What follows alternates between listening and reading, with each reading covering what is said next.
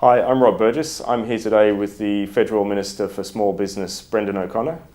Minister, thanks for joining me. Thank you, Rob. Labor is trailing quite badly in the polls at the moment. I'm not asking you to comment on the polls specifically, but it's clear that without the SME vote, Labor cannot win government again. So that makes your portfolio incredibly important. I want to start off by asking you, Labor has traditionally gone in the early 20th century from a working class worker constituency to any employee kind of constituency in the later 20th century. Now Labor seems to be pushing quite aggressively into representing SMEs and maybe even independent contractors to an extent. Isn't that stretching the Labor brand a little bit too far? I don't think so. I think if you look at the sweep of history over the last century, the economy has transformed and workplaces have transformed. So what may have been done or undertaken by a large company with hundreds or thousands of employees is now being undertaken by small businesses, micro businesses, sole proprietors, independent contractors. And these people that are now described as small businesses were once workers for corporations, and they're the people that Labor has always represented. And insofar as small business is concerned, the Gillard government is concerned about the power relationships between businesses, small vis-a-vis larger businesses.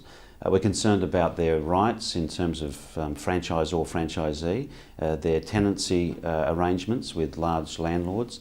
I think there's a whole array of issues that confront small business that can be taken up by a Labor government, because we traditionally represent the little guy, if you like, in the economy, and these are effectively small organisations, in some cases up against much larger organisations. But if you take that logic to its further conclusion, we've seen controversy recently over textile outworkers and Labor wanting to redefine them as employees rather than individual contractors.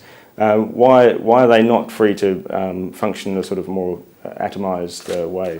Well, as I say, the workplace has atomised, whether it's independent contractors or other forms of small business. But we want to make sure that the relationship between parties is fair and reasonable. We're not against independent contractors working in clothing trades. There's nothing wrong with a genuine independent contractor working on behalf of or working in a sector and engaging with a principal contractor.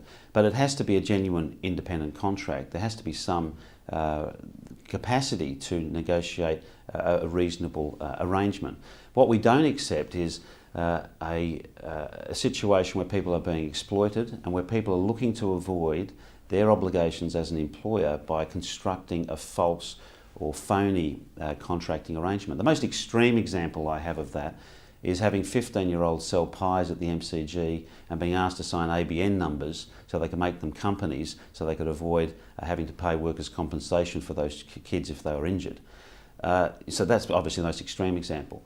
But in the clothing trade, there is examples of exploitation. It's been there and known historically. But there are also genuine independent contracting arrangements, and we recognise and respect those. Is it largely to do with the idea of having to pay superannuation contributions and being able to take leave and so on as an independent contractor? If an outworker has absolutely no capacity to do that, is that the problem? Well, if it's truly an independent contracting arrangement, then they have a capacity to engage with other contractors, other clients. A true independent contractor would be able to, for example, enlist with other larger contractors to perform a service. That's not the arrangement in the clothing trade in many situations. There is the power relationship in many circumstances is not reasonable, and we don't want to see third world conditions, whether they're contractors or employees, in any sector of our economy. We're a rich nation, we're a fair nation, and all we're saying is that people should not be exploited by having a phony contractual arrangement. If it's a genuine independent contract arrangement, we have no problem with that. We support independent contractors. On the other side of that equation, though, is independent contractors who may be using that status for tax purposes. Now, the law has been changed a number of times in recent years to clamp down on tax evasion, but is that one of the reasons why Labor is still pursuing independent contractors and saying, look, if you're effectively an employee, you have to sign on as an employee? Oh, look, no one should be able to obviate arrangements that are in place by any government, Liberal or Labor. I mean, we need to have a tax base so we can provide for education and health and other things that our society needs. So people have an obligation to pay their fair share of tax, and that's whether you're an employee or a contractor or a business, incorporated or otherwise. And so if people are seeking to avoid their obligations under the law, then of course there's an obligation on behalf of the government to prevent that, because it's not fair on the rest of us who are paying their fair share of tax. But is it still a problem? Are there still a lot of contractors who are just claiming an office space in their home, for example, as a tax write-off? Is this still a big problem in the community? No, I think, for example, claiming a rebate on using a home as an office or for part of the time or all the time is an absolute reasonable expense to be claimed. Increasingly, people are working from home. Increasingly, they're using their home as an office, and I think that's a genuine. In most cases, that is a genuine claim to be made, and most tax agents would advise that people should be claiming that if they're not, and the government has no problem with that. I want to talk about the asset tax write-off that Labor has announced. Mm-hmm. I'm not entirely clear on how it works. Sure. Is it on every $6,500 item that you buy? I believe it's uncapped in the number of times you can claim it. Is that correct? That's right. So obviously you have to be paying a tax to claim it, but effectively it means that a business, whether they're incorporated or not, can purchase a series of items, as I say, an unlimited number of items, each being no more than $6,500, and claim that instantly in that year. So, for example, if a company was to buy 20 iPads and that cost $10,000, they could claim that amount off their profit of the following year, which would reduce their profit by 10. And so, if they were paying 37 cents in the tax rate, they would get 37% of that 10,000. So they'd pick up 3,600. So it's effectively 100% depreciation in 1 year. 100%. That's right. So it's bringing forward what has been a 4-year approach to 1 year. This is really important for very small fledgling businesses and also start-up businesses where they need to get capital quickly. As you know, many businesses that start up don't derive a profit for for a year or even more. This actually makes it a lot easier for them. It gives them the capital injection they need, liquidity they also require. So, we think this is a really good initiative for small businesses, and I'm getting out as far and wide as possible to explain the possibilities for businesses to take up this initiative enacted by the government. Okay, but the rationale for the $6,500 limit per item, what is the rationale when one business might want to buy a $20,000 item, but another wants to buy several $5,000 items? Yeah, look, what I didn't obviously mention was the car, of course, which is one of the most expensive items for very small businesses. That has an instant write-off of $5,000, the first $5,000 of the vehicle, provided the vehicle is at least in excess of that amount of money. So that's a large capital item. But we believe most of the capital items that are purchased by small businesses are of a smaller amount. I mean, clearly we had to model this to estimate the cost for the taxpayer. We assume that will be potentially $1 billion that will be provided to small business by way of this instant asset tax write-off. This is the modelling from Treasury.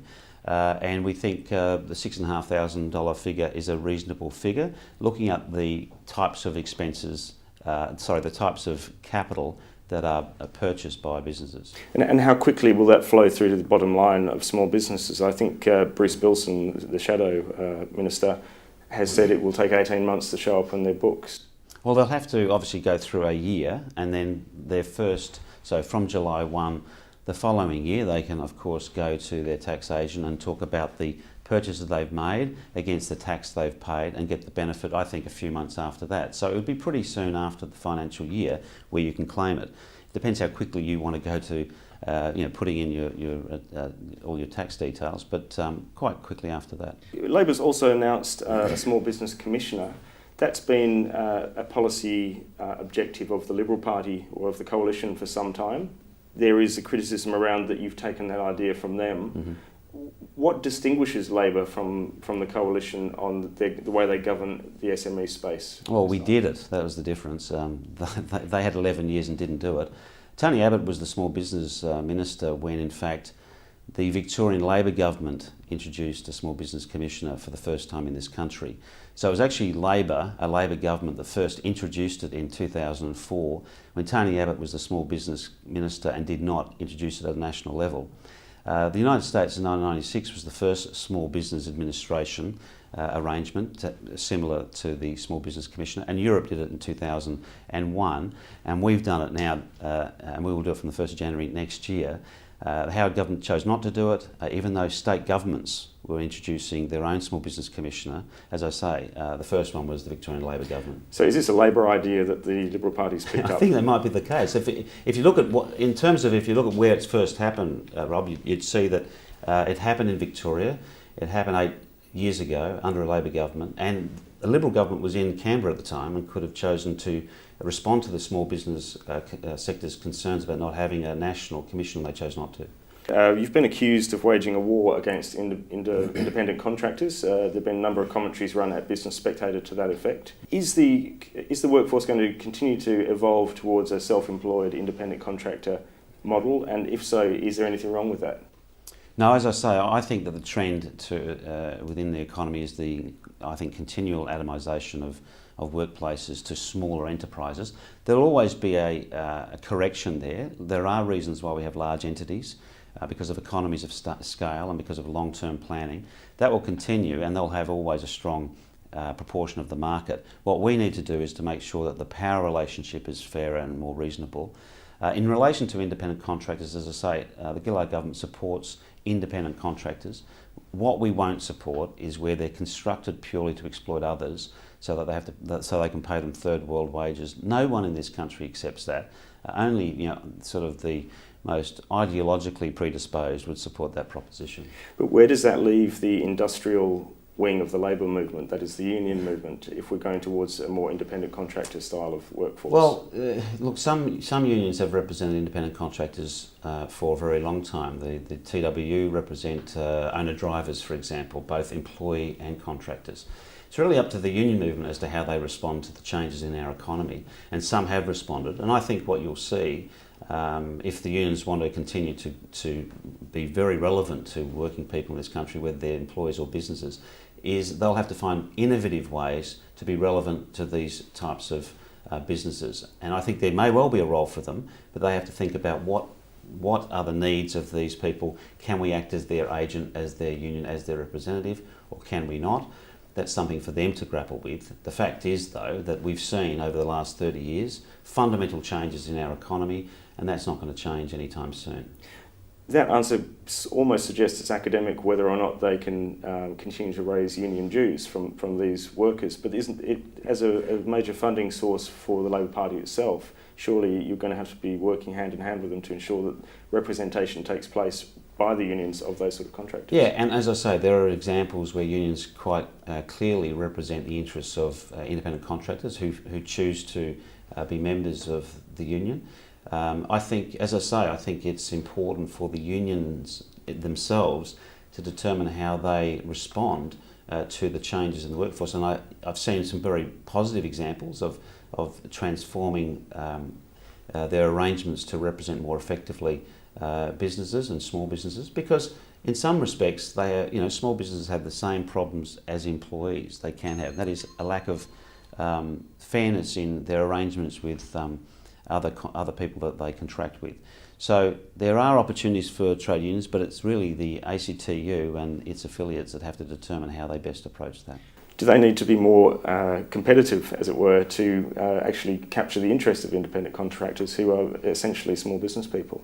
Well, I think they have to be, as I say, innovative. They have to think about what will appeal to people who are now in this type of playing this role within society, within our economy, and they have to appeal to their needs. And it wouldn't matter whether they're employees or businesses. You have to appeal to the requirements if you're going to have them enlist with you as an organisation. And as I say, there are already good examples of that happening. And I'm sure they'll have to explore this, because they would be aware that the workplaces of Australia have transformed, and they'll have to respond to that. And in some cases they've done so effectively. I think in some areas they're still working that through.